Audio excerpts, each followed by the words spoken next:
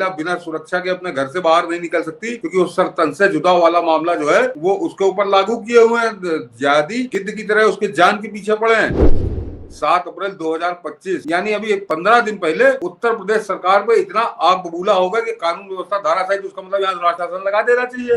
नहीं तो खैराती गैंग भी तो कहता है कि हमको राज्यों की सत्ता से मतलब नहीं। पारा को देखते होंगे, पारा अक्सर कहता है कि हम 28 राज्यों के लिए थोड़ी दौड़ेंगे, हम तो केंद्र के लिए की बात करेंगे। और 14 मई 2014 को बता रहे हैं अपना बयान, मई 2014 में कह चुका कि कांग्रेस सुप्रीम कोर्ट के जरिए रूल करने की कोशिश करेगी इस देश के ऊपर। सर नमस्कार। नमस्कार मनीष जी, दर्शकों को भी नमस्कार। सर हफ्ते भर के अंदर सुप्रीम कोर्ट में जो कुछ भी हुआ, ऐसा लगता है कि सुप्रीम कोर्ट में हो क्या रहा है। भारत के राष्ट्रपति को घरेलू नौकर मान लिया गया, संविधान की समीक्षा करने वाला सुप्रीम कोर्ट संविधान निर्माता बन गया। बंगाल के मामले में लोग अपेक्षा कर रहे थे कि 356 लागू कर दिया जाए। आज तो साबित हो गया कि यदि मोदी ने 356 लागू किया होता, ये सुप्रीम कोर्ट क्या कर गया होता। जिस सुप्रीम कोर्ट को मणिपुर में लगातार क्या क्या दिख रहा था, उसे बंगाल में कुछ दिख ही नहीं रहा, उसे शाहजहां शेख में भी कुछ नहीं दिखा। और जब पूरे लोग वहां पर लोग भाग रहे हैं, गांव देहात छोड़ छोड़ के भाग रहे हैं, पिता पुत्र की नृशंस हत्या हुई, सुप्रीम कोर्ट का अखबार की कटिंग ले आए हो हम इस मामले, और कहा कि या तो भाग जाओ यहां से, हम या तुम्हारी याचिका खारिज कर देंगे। सुप्रीम कोर्ट में जो हो रहा है उसमें तो हद ये हो गया कि भारत के उपराष्ट्रपति के खिलाफ कंटेम्प्ट कोर्ट की एक अर्जी लगा दी गई। निशिकांत दुबे के लिए कहा गया इसे तुरंत गिरफ्तार कर लिया जाए। ये सुप्रीम कोर्ट में कुछ प्रयोग हो रहा है या इस संयोग ही है, सिर्फ ये कोई बहुत बड़ा प्रयोग हो रहा है। अभी मनीष जी दर्शकों को 2-3 उदाहरण देते तो लोगों को समझ में आ जाएगा कि ये संयोग नहीं, ये प्रयोग ही है। बड़ा सोचा समझा प्रयोग है, बड़े साजिश के तहत किया जा रहा प्रयोग है, और इस देश की मोदी सरकार को गिरा देने का प्रयोग है। और वो उसके लिए गवाही ऐसे आदमी की है कि उसको कोई काट नहीं सकता। पूरे हिंदुस्तान में किसी की हैसियत नहीं जो उस आदमी को काट दे। मगर जरा आपने जो पूछा कि प्रयोग है संयोग है, कि आज जब इन्होंने बंगाल की हिंसा पर वो याचिका गई तो इन्होंने कहा कि अखबार की कटिंग लेके चले आए हो, यही शब्द है शायद। ये अखबार की कटिंग लेके वो आया था या नहीं आया था, या क्या लेके आया था, ये तो बात की बात है। लेकिन इसी सुप्रीम कोर्ट ने अखबार की कटिंग के आधार पर इस तरह से बवाल किया था कि आज तक वो महिला अपने घर से नहीं निकल पा रही है। जब वो नूपुर शर्मा के खिलाफ उन्होंने जहर उगला था बैठ के उस कुर्सी के ऊपर, तो इनके पास कौन सा सबूत था?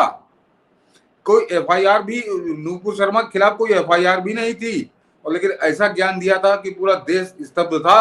और उसके बाद ये जिहादी उसके खून के प्यासे हो गए उस महिला के, और आज भी वो महिला बिना सुरक्षा के अपने घर से बाहर नहीं निकल सकती, क्योंकि वो सर तन से जुदा वाला मामला जो है वो उसके ऊपर लागू किए हुए हैं। जिहादी गिद्ध की तरह उसके जान के पीछे पड़े हैं, और सबसे खास बात उस पर कोई सुओ मोटो एक्शन नहीं है।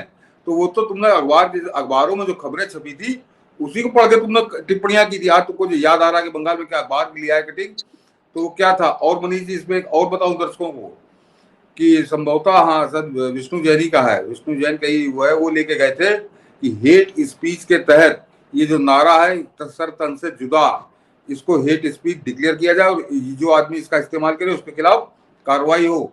सुप्रीम कोर्ट ने मना कर दिया। यानी सर तन से जुदा, ये आदमी की गर्दन काट दो, ये सुप्रीम कोर्ट के, भारत के सुप्रीम कोर्ट की निगाह में हेट स्पीच नहीं है। ये है इनका नजरिया। और जो अब आता हूं मनीष जी, कैसे दोहरा आचरण है, क्या दूसरा शब्द इस्तेमाल करूं, कि बिल्कुल साफ समझ में आता, नंगा दिखाई देता पक्ष। उसमें कोई आपको कहीं कोई किसी प्रकार की उलझन नहीं होगी, कोई गुणा गणित नहीं लगाना पड़ेगा, कोई समीकरण नहीं सुलझाना पड़ेगा कि आज जब बंगाल के लिए इन्होंने मना किया तो बंगाल में पहली बार नहीं हो रहा। दर्शक मनीष जी भूल जाते हैं कि जो 2021 का विधानसभा चुनाव हुआ था, उस चुनाव में 1 लाख लोगों ने पलायन किया था, 1 लाख लोगों ने। उसमें केवल इतना ही अंतर था कि कुछ लोग कह रहे थे कि 80,000 से 1 लाख के बीच की जो संख्या थी वो पलायन करके भाग गए और कभी लौटी नहीं। और ये हम कितने असंवेदनशील हैं, और खासकर हमारा सुप्रीम कोर्ट, कि आज भी हम 3 लाख जो कश्मीरी पंडित भागे थे कश्मीर से, तो आज भी हम उनको याद करते हैं और बताया जाता है कि कैसी दरिंदगी हुई थी कश्मीर के अंदर, लेकिन बंगाल से 1 लाख बंगाली अभी साल भर पहले भागा है, साल 2021, 4 साल पहले। लेकिन उस पर भी कोई सुप्रीम कोर्ट का कोई एक्शन नहीं है। आज तक कोई ऐसी बात नहीं आई हो कि जिससे लगा हो सुप्रीम कोर्ट ने कोई एक्शन लिया हो। क्यों? लेकिन ये तो पुरानी बात हो गई। जो 1 लाख भागे थे बंगाली, पलायन हुआ, उनकी कोई सुध नहीं ली कि सरकार ने उनका पुनर्वासन किया कि नहीं, उनको मुआवजा दिया कि नहीं, उनको दोबारा उनके घर दिए गए कि नहीं, जब उनको जला दिए गए थे। बलात्कार जिन महिलाओं के साथ हुआ वो बलात्कारी दंडित हुए कि नहीं, हत्यारे दंडित हुए कि नहीं, कोई मतलब नहीं। जैसे सुप्रीम कोर्ट ने मान लिया कि बंगाल जो है हिंदुस्तान के बाहर है, लेकिन यही सुप्रीम कोर्ट, और अभी बिल्कुल ताजा उदाहरण मनीष जी, अब जरा दिखाइए कि उत्तर प्रदेश के लिए कोई पहुंचा खैराती, कोई मुल्ला पहुंचा एक शिकायत लेके, और उसके ऊपर कितना आग बबूला हो गया सुप्रीम कोर्ट। जरा ये भी दर्शक देखें कि सारा नियम कानून जितनी पढ़ाई लिखाई थी सब उसी के ऊपर लगा दी गई। और सुप्रीम यूपी सरकार के खिलाफ जो योगी की सरकार है, उसको मनीष जी कानून व्यवस्था को लेकर जो सबसे मजबूत पक्ष है योगी सरकार का, ये जरा देखिए, ये टिप्पणियां हो रही हैं, ये अखबार पढ़कर नहीं हो रही तो काहे की हो रही हैं कि यूपी में कानून का शासन धराशायी, सीधे सीधे डिसीजन सुना दिया कि यूपी में कानून का शासन धराशायी, और सुप्रीम कोर्ट ने योगी सरकार को फटकार लगाते हुए की टिप्पणी। और जरा इसको जरा पढ़ के सुनाता हूं कि कमाल की बात ये टिप्पणी सुप्रीम कोर्ट उस सरकार के लिए कर रहा है जिस सरकार के लिए पूरे देश में साख है कि लॉ एंड ऑर्डर सबसे बेहतरीन उत्तर प्रदेश में है। मनीष जी, पूरे देश की बात छोड़ दीजिए और यहाँ के आम आदमी की भी बात छोड़ दीजिए। इस उत्तर प्रदेश के अंदर जो सबसे गरीब आदमी है, जो अपनी दैनिक मजदूरी करके कमाता है, रिक्शा चलाता है या जूते में पॉलिश करता है, उस आदमी से भी अगर बात कर लीजिए तो वो कहेगा कि हाँ भैया, उत्तर प्रदेश में हमको गुंडों से मुक्ति मिल गई, उत्तर प्रदेश में कानून का राज आ गया। ये निचले तबके के आदमी की बात है। अब मिडिल क्लास या जो थोड़े पावरफुल उनकी छोड़ दीजिए। और उसके लिए जरा सुप्रीम कोर्ट ने शुरुआत कहां से की कि यूपी में कानून का शासन धराशायी, और सुप्रीम कोर्ट ने योगी सरकार को फटकार लगाते हुए की टिप्पणी। और ये भी बता दूं मनीष जी की ये जो 7 अप्रैल का है, ये कोई बहुत पुराना मैं नहीं निकाल के लाया हूँ। 7 अप्रैल 2025, यानी अभी 15 दिन पहले उत्तर प्रदेश सरकार पे इतना आग बबूला होगा कि कानून व्यवस्था धराशायी, तो उसका मतलब यहाँ राष्ट्रपति शासन लगा देना चाहिए। और जरा कहा क्या था, इसको जरा गौर करिए कि सुप्रीम कोर्ट ने उत्तर प्रदेश में सिविल विवादों को आपराधिक मामलों में बदलने को लेकर सख्त रुख अपनाया है। चीफ जस्टिस ने, और चीफ जस्टिस कोई वो नहीं, चीफ जस्टिस बोल रहे हैं कि चीफ जस्टिस ने इसे गलत प्रथा बताया है और पुलिस पर जुर्माना लगाने की चेतावनी दी है। कोर्ट ने डीजीपी और जांच अफसर को जज से जवाब भी मांगा है। और मामला क्या था दर्शक, इसको भी जरा समझ लें कि सुप्रीम कोर्ट ने उत्तर प्रदेश में सिविल विवादों को क्रिमिनल केस में बदलने को लेकर नाराजगी जताई है। Chief justice of India Sanjeev Khanna ने कहा है कि यूपी में जो हो रहा है वो सरासर गलत है। कोर्ट ने डीजीपी और जांच अफसर को भी तलब करते हुए जवाब मांगा है। साथ ही यह भी कहा है कि ऐसा मामला सामने आने पर पुलिस पर जुर्माना लगाया जाएगा। सुप्रीम कोर्ट ने टिप्पणी करते हुए कहा कि यूपी में कानून का शासन धराशायी हो गया है। और मामला क्या था, जो बीच में जो हाईलाइटर है, ये जरा पढ़ दूं कि सुप्रीम कोर्ट में यूपी में सिविल क्रिमिनल केस वाला बदलने में नाराज।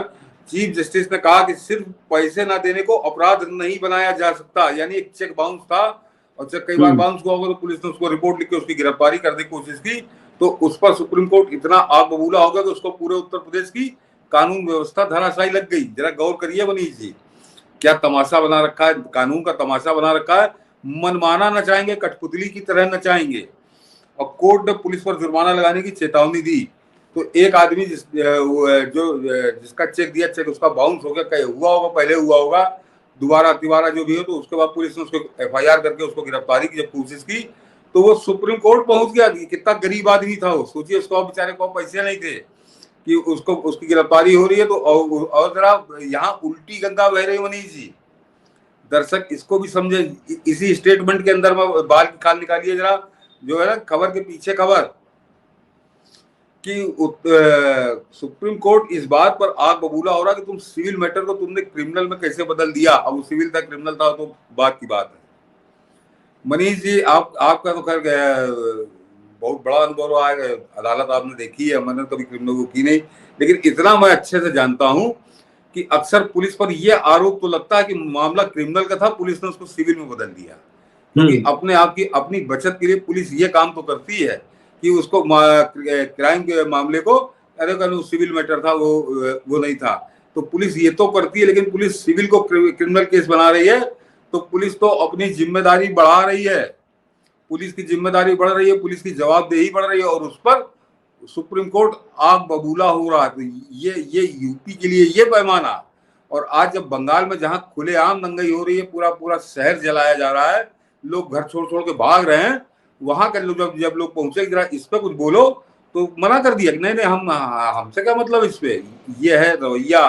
तो इसके लिए कोई बड़ा कानूनी जानकार नहीं चाहिए, कोई बड़ा कानून का बड़ा ज्ञाता नहीं चाहिए, बिल्कुल साफ समझ में आ रहा है कि पूरी तरह से हिंदू विरोधी और हिंदुत्व विरोधी और भाजपा शासित जो राज्य हैं उनके खिलाफ सुप्रीम कोर्ट का एक पैमाना है, और जो भाजपा विरोधी राज्य हैं, जो हिंदू विरोधी राज्य हैं, जो सनातन धर्म के विरोधी राज्य हैं, उनके खिलाफ सुप्रीम कोर्ट का पैमाना दूसरा है।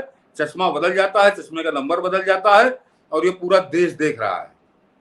मैंने उत्तर क्या प्रदेश ऐसा नहीं कि सुप्रीम कोर्ट ने भी वही एजेंडा अपना लिया जो खलियर खैरातियों ने अपना, कि नहीं हम सत्ता के खिलाफ पत्रकारिता करते हैं, तो हर चीज तो सत्ता नहीं के तो खिलाफ सत्ता इनको का बोलाने लगे। बंगाल में सत्ता नहीं है क्या? बंगाल में सत्ता नहीं तो नहीं, 2000 नहीं तो खैराती गैंग भी तो कहता है कि हमको राज्यों की सत्ता से मतलब नहीं है। वो पारा को देखते होंगे, पारा अक्सर कहता है कि हम 28 राज्यों के लिए थोड़ी दौड़ेंगे, हम तो केंद्र के लिए की बात करेंगे। तो चलिए मैं केंद्र मान लेता हूँ, तो फिर योगी बाबा में क्यों टूट पड़े? तो यूपी में क्यों टूट पड़े, जिसके लिए एक स्वर से लोग कहते हैं कि पूरे देश की ये सबसे बेहतर कानून व्यवस्था है। और ये बिल्कुल मैंने कहा ना कि ये किसी सुप्रीम कोर्ट के जज की जरूरत नहीं है, जो यहाँ पे जूते में पॉलिश कर रहा है सबसे गरीब आदमी नीचे तबके का, वो बता देगा कि हाँ यह कानून व्यवस्था उत्तर प्रदेश की कैसी है। तो एक तरह से पूरे 25 करोड़ की आबादी की आंखों में धूल झोंकने वाला ये टिप्पणी थी। यूपी में कानून व्यवस्था धराशायी बनी, जरा सेंटेंस देखिए तो ये समझ में आता है कि क्या क्या हो रहा है बैठ के सुप्रीम कोर्ट में, और ये हो क्यों रहा है, इसको जरा दर्शक समझे। मेन मुद्दा तो ये है आज का, ये ना तो न्याय हो रहा है, न न्याय देने की कोई कोशिश हो रही है, ये कांग्रेस का एजेंडा लागू करने की कोशिश हो रही है, और ये पिछले 11 साल से हो रही है। ये आपको आज के जो ताजा मामले हैं, वो सहारा डायरी, वो जज लोया केस, वो राफेल वाला केस, वो कौन सा अवमानना वाला केस, मतलब इस तरह के केस जिनकी बाद में धज्जियां उड़ी, लेकिन उससे पहले इसी सुप्रीम कोर्ट ने जीना हराम कर दिया इस सरकार का, मोदी सरकार का जो दूसरा कार्यकाल था 2014 से 2019 का, जरा याद करिए। सरकार रोज अदालती में खड़ी रहती थी, क्यों खड़ी रहती थी? और अभी आप इसको जरा सुनिएगा तो आप वास्तव में दंग रह जाएंगे, क्योंकि लीगल ईगल जिसे कहना चाहिए, तो इस देश में अकेला लीगल ईगल जिस उस आदमी को मानते हैं। और जरा उनके विषय में पहले समझ लीजिए कि ये हरीश साल्वे की बात मैं कर रहा हूं कि हरीश साल्वे कुलभूषण जाधव का मुकदमा लड़ने इंटरनेशनल कोर्ट ऑफ जस्टिस में जब गए थे, ICJ में, तो उन्होंने 1 रुपए फीस ली थी। और उस 1 रुपए फीस का महत्व ऐसे जरा समझ में आएगा आपके कि उनके खिलाफ जो पाकिस्तान का खड़ा हुआ था, खाबर कुरैशी या यावर कुरैशी कौन करके था, उसकी फीस मालूम है मनीष जी कितनी ली थी? उसने 6.5 करोड़ रुपए लिए थे, 6.5 करोड़। तो हरीश साल्वे के सामने जो वकील था वो 6.5 करोड़ रुपए ले रहा था, और हरीश साल्वे 1 रुपए की फीस पे लड़े थे। और जिन्होंने वो थोड़े फुटेज आ रही थी उस मुकदमे की उसके लिए भी सुषमा जी स्पेशली उनको देने गई थी 1 रुपए। हाँ, सही कह रहे हैं आप, सही कह रहे हैं कि उसके बाद जब वो मुकदमा जीत के लौटे, तो अपनी वो 1 रुपए की फीस लेने वो सुषमा जी के घर गए थे, और सुषमा जी ने उनके हाथ पे 1 का सिक्का रखा था। ये होते हैं जो नेता या वकील, जो वास्तव में देश के प्रति समर्पण ये होता है कि वो मेरी एक फीस आपको देनी है, तो उन्होंने 1 रुपए का सिक्का दिया था। तो वो 1 रुपए के सिक्का वाली बात नहीं, कितना महत्व होगा उस सिक्के का, मेरे ख्याल से आज भी हरीश साल्वे उस सिक्के को संभाल के रखे होंगे। तो ये देश के साथ लगाव वाले होते हैं, ये आज के जज नहीं होते जो बैठे होते हैं कि सुप्रीम कोर्ट को यूपी दिखाई दे रहा है और बंगाल में आंखें बंद काला चश्मा लगा लिया। तो वो, और ये बात जो मैं कह रहा था कि ये कांग्रेस की साजिश को पिछले 11 साल से वाया सुप्रीम कोर्ट कैसे लागू करने की इस देश पे कोशिश हो रही है कि मोदी सरकार अस्थिर हो जाए, मोदी सरकार गिर जाए। और ये बात मैं नहीं कह रहा हूं, अब सुनवाइए मनीष जी, ये बात हरीश साल्वे कह रहे हैं, उन्होंने आज से 7 साल पहले कही थी। और 7 साल पहले उन्होंने बताया था कि मैं मई 2014 में ये कह चुका हूं। जरा ध्यान से सुनिएगा उनका वीडियो ये। Now, is this impeachment won't happen. Let's be clear about it. Then why is this being done? For Ayodhya? For elections? Of a frustration. Of a frustration. I don't know, Arnab, you have a habit of provoking me to saying things I don't normally say. I had shared with someone in May 2014 in the government that be careful.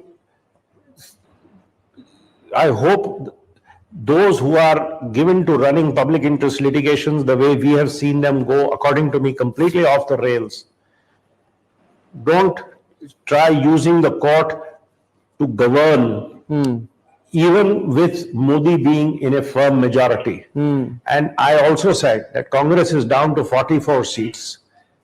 They might use the courts to destabilize the government. If you see what you have heard today is a catalogue of cases where their attempts to take pot shots at the government have gone awry. They have not found a single case in which they have said a murder accused was wrongly let off, or a rape accused was wrongly let off, or some poor man was deprived of his land, or some poor person who could not afford proper legal representation was not given an adjournment and his case was decided. What I've just seen, Rhythm just showed me the list of cases they're referring to. It's a catalogue of politically motivated PILs. सुन लिया होगा दर्शकों ने कि इस सरकार के खिलाफ या सुप्रीम कोर्ट में जितनी पीआईएल हो रही है, जो पेशेवर पीआईएल करने वाले हैं, यही जो कांग्रेस के जो नेता हैं, कहें आज तक मैंने एक भी गरीब की पीआईएल नहीं सुनी, एक भी हत्यारे की हत्यारा गलत छोड़ दिया गया है या बलात्कारी गलत छोड़ दिया गया है या गरीब की जमीन कब्जा कर ली गई है, तो उस पर कोई पीआईएल लेकर ये आज तक नहीं पहुंचे। और कहें जितनी भी पूरी लिस्ट मैंने देखी है वो सारी की सारी पीआईएल पॉलिटिकली मोटिवेटेड हैं, जो मोदी सरकार के खिलाफ हैं। तो मनीष जी, ये देश का नहीं दुनिया का दिग्गज वकील कह रहा है, और ये इन बैठे बैठे जो ये सुप्रीम कोर्ट में जो बैठे हैं, इनकी समझ में नहीं आता, ये उसको पीआईएल की तरह एक्सेप्ट कर लेते हैं। क्यों कर लेते हैं? तो इसका मतलब जो साजिश है, और कांग्रेस के बारे में दर्शकों ने सुना होगा, उन्होंने खुलकर कहा कि 44 सीटें हैं और वो इसी काम में लगी है। ये 44 सीटें कह रहे हैं वो, क्योंकि 2018 का है इंटरव्यू, तारीख बता दे रहा हूँ, 23 अप्रैल 2018 का ये इंटरव्यू है, और 14 मई 2014 को बता रहे हैं अपना बयान कि मैं मई 2014 में कह चुका कि कांग्रेस सुप्रीम कोर्ट के जरिए रूल करने की कोशिश करेगी इस देश के ऊपर, चाहे भले मोदी के पास मेजॉरिटी हो। तो इससे बड़ा सबूत कोई हो नहीं सकता। और जो बात उन्होंने 2018 में कही थी या 2014 के बाद तक वो कह चुके थे, उसको आज हम फलीभूत होते हुए देख रहे हैं मनीष जी, कि यहाँ पे कहीं कोई जो भी जरा न्यूट्रल आदमी है, जो थोड़ी बहुत रुचि लेता है, वो जान रहा है कि ये कोई इंसाफ तो हो ही नहीं रहा, यहाँ पे खिलवाड़ हो रहा है। एक तरह से सरकार को कैसे परेशान किया जाए, उन्होंने डिस्टेबलाइज करने के लिए, कि किस तरह से केंद्र सरकार को परेशान किया जाए, किस तरह से उसको अस्थिर किया जाए और मौका पाके किस तरह गिरा दिया जाए, इस धंधे में लगा हुआ है सुप्रीम कोर्ट। और उसको कहीं उपराष्ट्रपति के खिलाफ अभियान चल रहा है, कहीं निशिकांत दुबे के खिलाफ अभियान चल रहा है। मनीष जी बता रहे हैं एक आदमी पीआईएल लेके पहुंच गया, राष्ट्रपति के खिलाफ पीआईएल लेके पहुंच गया, उपराष्ट्रपति जगदीप धनखड़ जी के खिलाफ, जगदीप धनखड़ के खिलाफ। तो ये नंगनाच हो रहा है, मतलब सुप्रीम कोर्ट में हो गया जैसे कोई देसी शराब पर ठेका हो गया क्या, कि चाहे जो उठाया मुंह चल दिए और चाहे जैसा नंगनाच करने लगे। एक गरिमा होती थी इसकी। और ये मैं बताऊं मनीष जी कि 16-17 मिनट का इंटरव्यू है, मेरे पास सेव रखा है हरीश साल्वे का, और वो कह रहे हैं, और अर्णव को मैं इसीलिए सम्मान करता हूँ कि अर्णव इस तरह के बड़े सार गर्भित इंटरव्यू करता है। बाकी तो क्या मूंगफली बेच रहे हैं भगवान ही जानते हैं वो, कि उस इंटरव्यू के अंदर वो जो हरीश साल्वे है वो कह रहे हैं कि सबसे ज्यादा कष्ट मुझको उस जज लोया वाले केस पे हुआ। तो इससे समझ लीजिए कि एक वकील कह रहा है कि मुझको सबसे ज्यादा कष्ट हुआ, यानी पूरा एक झूठ का बवंडर खड़ा किया गया, झूठ की लाश सजाई गई और झूठ के लेके उसकी पूरी शव यात्रा निकाल के किस तरह इन्होंने पूरे देश में नंगनाच किया था पूरा। तो ये सुप्रीम कोर्ट के नहीं समझ में आ रहा था, सुप्रीम कोर्ट क्यों बैठा। तो उसमें मनीष जी दर्शक इसको याद करें कि जज लोया के केस में 5 सुप्रीम कोर्ट के जज वो गवाह थे कि इनको हार्ट अटैक पड़ा है, हम लोग इनको लेकर अस्पताल गए थे, वहां पे इनकी मृत्यु हुई, डॉक्टरों ने देखा इनको हार्ट अटैक पड़ा था, तो 5 हाई कोर्ट के जजों की गवाही को किनारे करके ये मुकदमा चलने लगा हाई सुप्रीम कोर्ट में, पूरी सुनवाई शुरू हो गई, अमित शाह के खिलाफ सुनवाई हो गई और मोदी के खिलाफ सुनवाई शुरू हो गई। तो ये कौन सी नौटंकी हो रही थी? इनको हाई कोर्ट के 5 जजों पे विश्वास नहीं था, और ये लफंदर जो पहुंच गए तो ये पूरी सुनवाई कर डाली इन्होंने जज लोया पे। तो कह रहे हैं कि मुझको विश्वास नहीं होता था, और अर्नव ने कहा कि जब मैंने शुरू की थी तो मैंने भी क्राइम रिपोर्टिंग की है, मैंने कोर्ट की रिपोर्टिंग की है। तो उस समय सुप्रीम कोर्ट में ऐसे वकील होते थे कि वास्तव में उनको देखकर मन में सम्मान पैदा होता था। और आज की तारीख में किस टाइप के लोग हैं ये सामने है आप लोगों के। एक नैरेटिव बनाया जा रहा है कि जैसे लग रहा है कि सरकार जो है सुप्रीम कोर्ट का अपमान कर रही है, निशिकांत दुबे को गिरफ्तार कर लिया जाए, पूरा खलियर खैरातियों का गैंग, ये जितने सनसनीबाजों का गैंग, उचक्कों का जो यूट्यूब पर गैंग है जो खलियर हो चुके हैं, ये सब नैरेटिव चला रहे हैं कि निशिकांत दुबे को गिरफ्तार किया जाना चाहिए, जैसे बाप का राज समझ रखा है। उपराष्ट्रपति तक को अपमानित कर रहे हैं, वो नहीं छोड़ रहे, कम से कम राष्ट्रपति उपराष्ट्रपति को तो छोड़ देते। कि अब इसी बीच में इंदिरा गांधी का एक बयान वायरल हो रहा है सर, मुझे लग रहा है कि आज वो सुनने की जरूरत है कि उन सबको नग्न कर, जो कहते हैं ना कि सरकार सरहदें लांग रही है, सुप्रीम कोर्ट को अपमानित कर रही है, इंदिरा जी ने उस समय क्या कहा था, जरा उसको आज इसीलिए सुने जाने की जरूरत है। In power, how does Mr. Shah know? आज निशिकांत के खिलाफ जल बिन मछली की तरह तड़प रही कांग्रेस ध्यान से सुने कि जजों के विषय में इंदिरा गांधी ने क्या कहा था। उन्होंने कहा था कि मिस्टर शाह को कैसे पता है कि राजनीतिक दुनिया में क्या हो रहा है, कौन सी ताकतें काम कर रही है जो विकासशील अर्थव्यवस्था को नष्ट करना चाहती है, यह तय करना जजों का अधिकार है। फिर लोकतंत्र क्यों है, चुनाव क्यों होते हैं, राजनीतिक लोग सत्ता में क्यों है। श्री शाह को कैसे पता है कि राजनीतिक दुनिया में क्या हो रहा है, कौन सी ताकतें काम कर रही है जो विकासशील अर्थव्यवस्था को नष्ट करना चाहती है, क्या यह तय करना जजों का अधिकार है। How does Mr. Shah know what is happening in the political world? What are the forces at work which want to destroy a developing economy? Is a judge competent to decide that? Then why have democracy? Why have elections? Why have political people in power? How does Mr. Shah know what is happening in the political world? What are the forces at work which want to destroy a developing economy? Is a judge competent to decide that? आज ऐसा लग रहा है कि इंदिरा जी जो बात कह रही हैं, एकदम वही बात निशिकांत दुबे ने कहा है और वही बात भारत के उपराष्ट्रपति ने कहा है। तो फिर ये खलबली क्या, ये तो सचमुच लग रहा है कि ये प्रयोग है। हाँ, नहीं प्रयोग है मनीष जी, लेकिन थोड़ा तो कोई वीडियो आपने दिखाया है तो इस संदर्भ में भी जरा मैं बात कर लूं कि इस वीडियो को भाजपा नेता बड़ा प्रमोट कर रहे हैं, भाजपा बड़ा दिखा रहे हैं कि इंदिरा गांधी देखो क्या कहता, वो उसको बड़े माइनस पॉइंट में दिखा रहे हैं। जैसे इंदिरा गांधी ने कोई बड़ी गलत बात कह दी थी, इंदिरा गांधी ने बिल्कुल सच कहा था, आज तुम वही नहीं कर रहे हो, उसी का नतीजा भोग रहे हो। और इंदिरा गांधी ने जो बातें उसमें कही है वो सारी बातें तो आज लागू हैं। कि इंदिरा गांधी ने कहा था कि तुम्हें क्या मालूम कि पीछे कौन शक्तियां काम कर रही हैं। आज राहुल गांधी के पीछे कौन शक्ति काम कर रही है, क्या चीफ जस्टिस बता सकते हैं? आज वो अमेरिका उसको बुला के किसने वहां मीटिंग कर रहा है, उसके साथ क्या मीटिंग कर रहा, कौन से उसके साथ वो भारत विरोधी एजेंडा उसको थमा रहा है, क्या मालूम है चीफ जस्टिस को? ये बात इंदिरा गांधी तब कर रही थी। और इंदिरा गांधी को इसीलिए जो है आज जरूरत पड़ी है, भाजपा जरूर ये वीडियो दिखा रही है, लेकिन ये भाजपा अपनी कमजोरी भी दिखा रही है। ये तेवर होने चाहिए देश के प्रधानमंत्री का। और मैं बता दूं इसमें तो इंदिरा गांधी की तारीफ में ये वीडियो शेयर करना चाहिए। इंदिरा गांधी, और मैं बता दूं तो लॉ महिला जो कहा जाता था, इसीलिए कहा जाता था। ये साफ आज इतनी बातें हो रही हैं कि इंदिरा गांधी को बड़ी गाली दी जाती है इमरजेंसी के लिए। और उसका कारण है कि जो जयप्रकाश नारायण जो उसके नेता थे, उस क्या कहते हैं उसको, कौन सी संपूर्ण क्रांति आंदोलन जो बिहार से शुरू हुआ था, तो चूंकि जयप्रकाश नारायण ये बहुत अच्छे से जानते थे कि उनके साथ जो फौज है उसका चेहरा और चरित्र क्या है, उसको मान्यता देने के लिए वो संघ को भी साथ लाए थे, भाजपा को उन्होंने साथ लिया था, तो भाजपा भी उसमें शामिल हो गई थी। तो जाहिर सी बात है, जो गेहूं के साथ घुन पिसा, जब आप उसमें शामिल हो गए तो बंद फिर संघ वाले भी हुए, भाजपा भी उसको बंद हुई।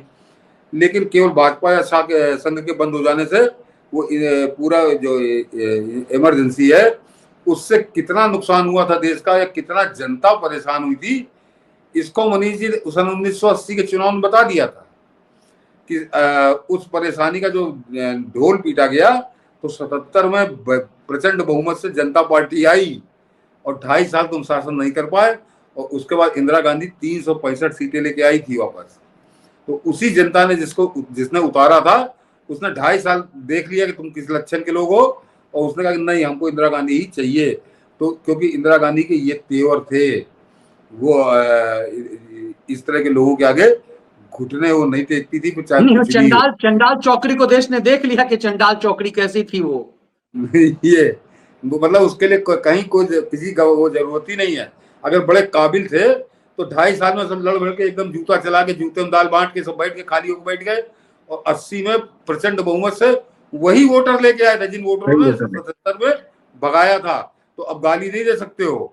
तो वो इमरजेंसी एक अलग किस्सा है, उसको छोड़ दीजिए। उसको संजय गांधी जरूर दुष्ट आदमी था, तो उसके साथ ईश्वर ने न्याय कर दिया, क्या कहूं। लेकिन इंदिरा गांधी क्योंकि आज की तारीख में एक ऐसा वारिस पैदा करके गई है कि वो गाली खानी पड़ेगी इंदिरा गांधी को, उसका गुस्सा भी इंदिरा गांधी निकलता है। लेकिन इंदिरा गांधी के ऐसे उदाहरण ये बताते हैं कि देश के प्रधानमंत्री की ये भी ड्यूटी होती है। ये नहीं होता कि विदेशी सब कुछ है और यहाँ पे चाहे जैसा नंगा नाच कर रहे हैं, कोई रोक टोक इनके ऊपर नहीं है। तो आज जो दर्शकों को बता दूं कि ये वीडियो भी निकाल के भाजपा ही लाए हैं, लेकिन वो जिस एंगल से निकाल के लाए हैं, उस एंगल से जनता स्वीकार नहीं कर रही कि देखो इंदिरा गांधी ने भी बड़ा गलत कहा था। तो गलत नहीं कहा था। आज लोग कह रहे हैं कि इंदिरा गांधी जैसी ही नेता चाहिए, इंदिरा गांधी जैसा ही प्रधानमंत्री चाहिए, जो इनको इनकी औकात बता के रखे हो। मनीष जी, क्या गलत कहा है? क्या गलत कहा है कि आखिर इसके लिए जो है कि ये लोकतंत्र किस लिए है, राजनीति किस लिए है, चुनाव किस लिए होते हैं? जरा मैं उसका करीब करीब यही बात तो निशिकांत दुबे ने कही है। मुझे लग रहा है कि एकदम वही बात जो इंदिरा जी कह रही है, वही बात निशिकांत दुबे कह रहे हैं, वही बात उपराष्ट्रपति ने कही है। कानून बनाने का काम हमारा तुम्हारा नहीं है। मैं दोबारा कि इंदिरा गांधी ने कहा क्या था कि मिस्टर शाह को कैसे पता कि राजनीतिक दुनिया में क्या हो रहा है, कौन सी ताकतें काम कर रही हैं जो विकासशील अर्थव्यवस्था को नष्ट करना चाहती हैं, यह तय करना जजों का अधिकार है। फिर लोकतंत्र क्यों है, चुनाव क्यों होते हैं, राजनीतिक लोग सत्ता में क्यों है? श्री शाह को कैसे पता कि राजनीतिक दुनिया में क्या हो रहा है, कौन सी ताकतें काम कर रही हैं जो विकासशील अर्थव्यवस्था को नष्ट करना चाहती हैं? ये 2 बार उन्होंने दोहरा के मुश्किल से आधे मिनट का उनका वो है सेंटेंस, लेकिन उसके बाद जवाब नहीं दे पाए थे। और ये तो बड़ा जग विख्यात है, कुख्यात है कि इंदिरा गांधी को कठपुतलियों की तरह नचाती थी, कठपुतलियों की तरह। और ये नाचते थे बंदरों की तरह, जैसे बंदर मदारी नचाता ना डंडा और डमरू लेके, तो वैसे ही नाचते थे। कभी आपने सुना कि किसी ने कोई विद्रोह किया हो? इंदिरा गांधी ने जो इमरजेंसी को चंद्रचूड़ के पप्पा भी तो खूब नाचे उसमें, सबसे अधिक समय तक, लंबे समय तक। हाँ, वो ही रहे। हाँ, नहीं, अब मैं बड़े नाम गिनाता हूँ कि जिनके लिए ऐसा बताया जाता कि अगर ये ना होते तो शायद हिंदुस्तान में जुडिशरी जिंदा ना होती। एक पीएन भगवती, बड़ा ऐसा बताया जाता है भगवान है वो कोई। चंद्रचूड़ जो ये अभी रिटायर हुए, इनके बाप कह रहे चंद्रचूड़ बड़े महान न्यायविद थे। ये सब लोग थे जब इंदिरा गांधी रौंद रही थी संविधान को, कानून को। तो ये सब लोग बाजा बजा रहे थे इंदिरा गांधी का, जैसे ना डबली ढोल बजाते हैं कि बहुत अच्छे बहुत अच्छे बहुत अच्छे, वेरी गुड, ये सब ये काम कर रहे थे। लेकिन क्योंकि कम्युनिस्ट और कांग्रेसी जैसे अपने उन्होंने इकोसिस्टम, जिसको प्रधानमंत्री अब रोनर होते हैं, तो ये इकोसिस्टम में ऐसा बता कि पीएन भगवती जैसा तो कोई हुआ ही नहीं आज तक। चंद्रचूड़ ऐसे महान न्यायाधीश हुए और इमरजेंसी में तो ढोल बजा रहे थे इंदिरा गांधी के नाम का। तो या तो इमरजेंसी सही थी और या फिर ये लोग कितने सही थे, इसका समझ लीजिए। तो फिलहाल इंदिरा गांधी का जो भी प्रकरण आया, तो इंदिरा गांधी एक रास्ता दिखा गई है। अभी भी उम्मीद की किरण बाकी है, अभी भी इस रास्ते पे चले प्रधानमंत्री। अन्यथा अगर कि अरे नहीं ऐसा नहीं होगा वैसा नहीं होगा, तो आगे बहुत भयावह भविष्य हमारा इंतजार कर रहा है, जिसकी भविष्यवाणी 7 साल पहले हरीश साल्वे कर चुके। बिल्कुल। और जिनकी साख ऐसी हो कि एक बेईमान जज के घर पे बोरियों में जले हुए रुपए मिल रहे हों, जब साख ऐसी हो कि भाई आप जापानी समोसे मांगते हो, जब साख आपकी ऐसी हो कि आप जजमेंट से पहले आपका जजमेंट जो है रिलीज हो जाता है कि आप क्या जजमेंट देने वाले हैं, जब आपकी साख ऐसी हो कि आपके बच्चे, बीवी, आपकी बेटियां जो है विदेश में किसी वकील के एहसान पे मौज ले रहे हों, जब साख आपकी ऐसी हो कि किसी तीस्ता सी तलवार के लिए रात में आप स्पेशली कोर्ट खुलवा देते हो, तो फिर उस साख पर आप अकड़ दिखाएंगे, संविधान निर्माता आप हो जाएंगे। सारी ईमानदारी का ढक्कन खुल गया है मनीष जी। आपके बिहार के हाई कोर्ट के जज ने जो पूछा है चंद्रचूड़ से कि वो तीस्ता सीतलवाड़ के लिए रात में फोन पे कैसे तुमने रात में खुलवा डाली अदालत और सुनवा के उसको रियायत दे दी राहत, तो जवाब नहीं सूझ रहा है मिस्टर ईमानदार के। जो मिस्टर ईमानदार थे उनके ऊपर से लेकर नीचे तक थर थर थर कांप रहे हैं। आगे जरा बताओ यही सवाल मैं 2 साल से इस मंच से उठा रहा हूँ। अच्छी बात है कि हाई कोर्ट का जज जो है उठाया, मैं अकेले उठा रहा था उस दौरान से। अब इसमें रंग आ गया है और जांच की एक तरह सिफारिश हो गई हुई है। राष्ट्रपति ने ये 3 मंत्रालय को भेज दिया है कि भैया कौन मंत्रालय देखेगा, देख लो इसको। हाँ बिल्कुल ठीक किया। ये काम पहले हो जाना। जिस दिन वो फिदा हुए थे तीस्ता सीतलवाड़ पे, कि तीस्ता सीतलवाड़ के लिए प्रोग्राम, मनीष जी तो बड़ा डिटेल बताते हैं कि कैसे नाच गाना देख सुन रहे थे और उसमें फोन आ गया तो फोन छोड़ के भागे और अदालत खोल के बैठ गए। तो क्यों इतनी मेहरबानी क्यों? भारतीय न्यायपालिका का सबसे घृणित दिन था वो, जिस दिन चंद्रचूड़ ने तीस्ता सीतलवाड़ के लिए कुकृत्य किया। ये कुकृत्य था ये कि आप अगले 2 दिन बाद सुप्रीम कोर्ट खुलना है गर्मी छुट्टी के बाद, आप शनिवार की रात में तीस्ता सीतलवाड़ के लिए स्पेशल बेंच 7 बजे लगाते हैं। वो क्लैश हो जाता है 2 जजों के बेंच का, आप 9:30 बजे फिर 3 जजों की बेंच लगा देते हैं। चुल्लू भर पानी में डूब मरना चाहिए ऐसे न्यायमूर्तियों। शर्म नहीं आती है और नैतिकता की बातें करते हैं। और उन्होंने बड़े ईमानदार थे, तो और छाती ठोक के बताओ कि क्यों इतने आतुर हो गए थे, बेचैन हो गए थे कि पूरा परिवार छोड़ के, प्रोग्राम छोड़ के अदालत में मुकदमा सुनने बैठ गए कि तीस्ता सीतलवाड़ गिरफ्तार ना हो। क्यों? तो ईमानदारों को बता दो कारण उसका के इसके पीछे मनीष, देखिए इसके पीछे तीस्ता सीतलवाड़ नहीं है मनीष जी, ना इसके पीछे वो वकील है सिब्बल था मेरे ख्याल से, सिब्बल ही उसका वकील था। सिब्बल ही था, सिब्बल। और कौन रहेगा? सिब्बल रहेगा, सिब्बल रहेगा। नहीं, मैं बता रहा हूँ कि ये वकील या तीस्ता सीतलवाड़ इस बात के लिए जिम्मेदार नहीं है। क्यों थर थर कांप रहे हैं? क्योंकि अब जब जांच होगी तो नंगा होगा मामला पूरा, कि वो उसका जवाब है इंदिरा गांधी के, जो अभी हम लोगों ने वीडियो दिखाया है। इंदिरा गांधी ने क्या कहा कि तुमको क्या मालूम कि पीछे कौन सी शक्तियां काम कर रही हैं? ये वो शक्तियां रिमोट कंट्रोल दबा रही हैं। तो इसका मतलब देश का सुप्रीम कोर्ट किसी और शक्ति के रिमोट से चल रहा है, विदेश में बैठी शक्तियों के रिमोट से चल रहा है।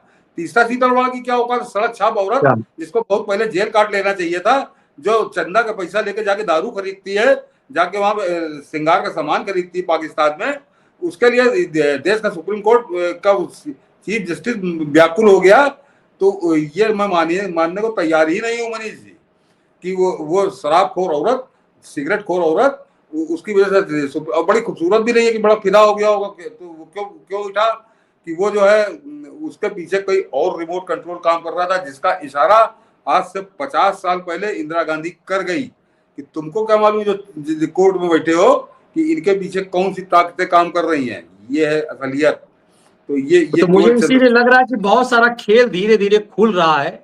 ये सब जो अराजक स्थिति थी सरकार खुद चलाने का, सुप्रीम कोर्ट से जो सरकार चलाने का खेल हो रहा था, मुझे लग रहा है धीरे धीरे वो अब खुल करके सामने आ रहा है। मनीष जी जरा बात छिड़ गई, जरा इस देश को सोचना पड़ेगा इस बात पे कि एक औरत जो लाशों को ऊपर चंदा इकट्ठा कर रही थी कि लाशों के लिए, और वो जाकर उस पैसे से पाकिस्तान में दारू खरीदती है एयरपोर्ट पे, और उसके लिए देश का सुप्रीम कोर्ट का जो चीफ जस्टिस है वो व्याकुल हो जाता है कि इसको गिरफ्तार नहीं करना है। तो ये क्या पैमाना है कि किस स्तर पे, कितने स्तरहीनता के स्तर पे आ गए हैं, कितने घिनौने स्तर पे गिर गए हैं।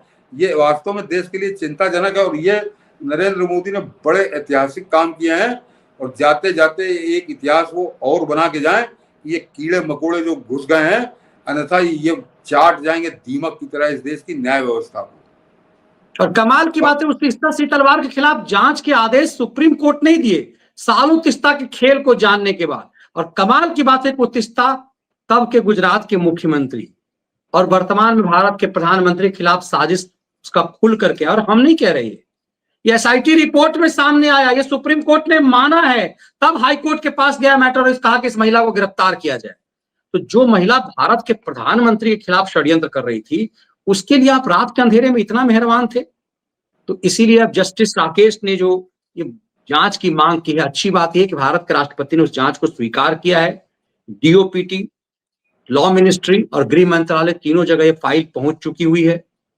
मुझे लगता है कि बहुत जल्द चंद्रचूड़ साहब जो सरकारी निवास छोड़ नहीं रहे हैं, बहाना बनाने ये तो नैतिकता का अभी तक सरकारी निवास नहीं छोड़ नहीं, रहे हैं। उनको तिहाड़ जाना पड़ेगा, तिहाड़ में ट्रांसफर करें, तिहाड़ में काटे अपना, थोड़ा कुछ दिन वहां भी काटे, जैसे ना कुछ दिन आइए गुजरात में, तो कुछ दिन आइए तिहाड़ में। कोई भगवान थोड़ी है, जो कर्म किए वो कर्म भोगने पड़ेंगे। तो राष्ट्रपति ने किया और राष्ट्रपति एक आदेश और करे इस पर तत्काल, जैसे कहा ना कि 3 महीने के अंदर फैसला हो जाना चाहिए, तो राष्ट्रपति को भी दे देना चाहिए कि ये जो हमारे आदेश है, ये 3 महीने के अंदर इनकी जांच करके सब इनका इकट्ठा इनका फैसला करो। जरूरी है, अब तो सब टाइम बाउंड ही होना चाहिए। इसीलिए हम कह रहे हैं कि ये संयोग नहीं, एक प्रयोग है। प्रयोग है, और इस प्रयोग है, प्रयोग को भारत की सरकार के खिलाफ प्रयोग है, भारत देश के खिलाफ प्रयोग है, और इसके पीछे कौन शक्तियां, इसकी जांच एनआईए से कराए। और जो मनीष जी ने अभी एक बात कही, दर्शकों ने पता नहीं उसको मनीष जी झटके में कह गए, वो भी एक कानून इस देश के अंदर बनना चाहिए कि अगर आप हाई कोर्ट या सुप्रीम कोर्ट के जज हैं, तो आपका कौन लौंडा, कौन बच्चा, कौन बहन, कौन भाई, कौन बाप, कौन अम्मा, दुनिया के किस देश में विदेशी नागरिक है और उसकी कितनी संपत्ति है, ये आपको देना पड़ेगा। उसके बाद आप नियुक्त होंगे, ताकि उसकी जांच हो सके।